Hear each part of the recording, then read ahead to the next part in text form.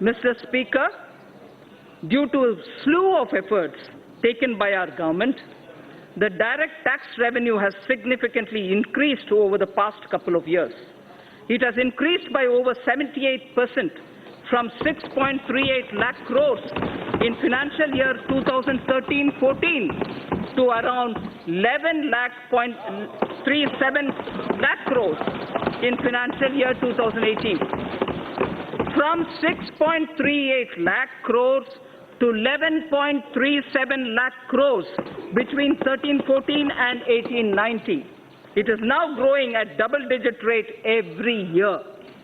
Let me recall, sir, and reiterate this government's effort over the past 5 years to alleviate the tax burden on small and medium income earners. This includes self-employed as well as small traders, salary earners, and senior citizens. Only when their annual taxable income exceeds 5 lakhs, only when their annual taxable income exceeds 5 lakhs, they are required to pay any income tax. The details of our efforts and achievements on this front during the past few years are given in the annexure to the speech. I am not going into the details of it. Speaker, sir, my tax proposals will aim to stimulate growth, incentivize affordable housing, and encourage startups by releasing the entrepreneurial spirit. It will also be geared towards promoting digital economy. I aim to simplify tax administration and bring greater transparency. So far as corporate tax is concerned, we continue with phased reduction in rates. Currently, a lower rate of 25% is only applicable to companies having annual turnover up to 250 crores. Currently, the lower rate of 25% is only applicable to companies having annual turnover of up to 250 crores. I propose to widen this to include all companies having an annual turnover of up to 400 crores. This will cover 99.3% of all the companies. Only 0.7% of companies will remain outside of this rate. So in order to boost economic growth and make in India, the government will launch a scheme to invite global companies through a transparent competitive bidding to set up mega manufacturing plants in sunrise and advanced technology areas such as semiconductor fabrication, solar photovoltaic cells, lithium storage batteries, solar electric charging infrastructure, computer servers, laptops, etc., and provide them investment-linked income tax exemptions under 35AD of the Income Tax Act and other indirect tax benefits. Sir, on electric vehicles. Considering our large consumer base, we aim to leapfrog and envision India as a global hub of manufacturing of electric vehicles. A global hub of manufacturing electric vehicles. Inclusion of solar storage batteries and charging infrastructure in the above scheme will boost our efforts.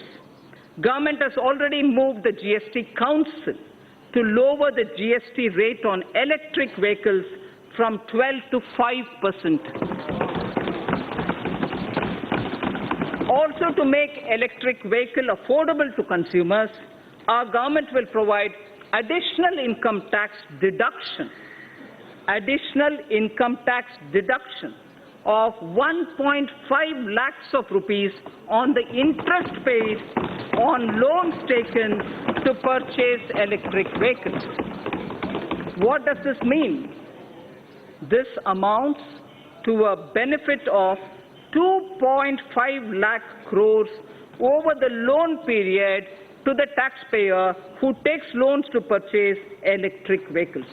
So by the time the entire period of the loan ends, for you having taken the loan for buying an electric vehicle, you would benefit to the level of 2.5 lakh rupees because of this income tax deduction which is being brought in for encouraging purchase of electric vehicles.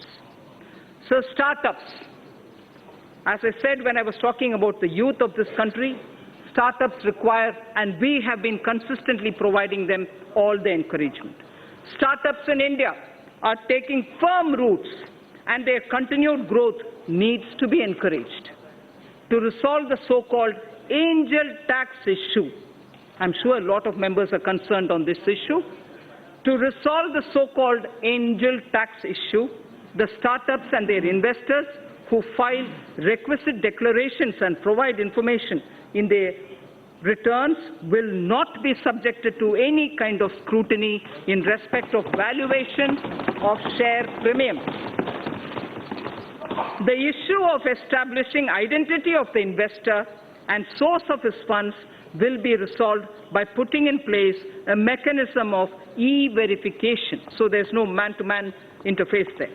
With this funds raised by startups will not require, the funds raised by startups will not require any kind of scrutiny from the income tax department.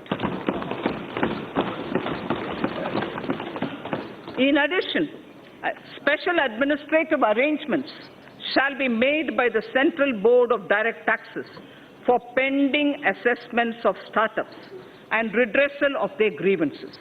It will be ensured that no inquiry or verification in such cases be carried out by the assessing officer without obtaining approval of his supervisory officer. So the element of discretion with which startups were suffering has been removed. So without obtaining the approval of his supervisory officer, an assessing officer shall not worry the assessee. At present, startups are not required to justify fair market value of their shares issued to certain investors, including Category 1 alternative investment funds. I propose to extend this benefit to Category 2 alternative investment funds also.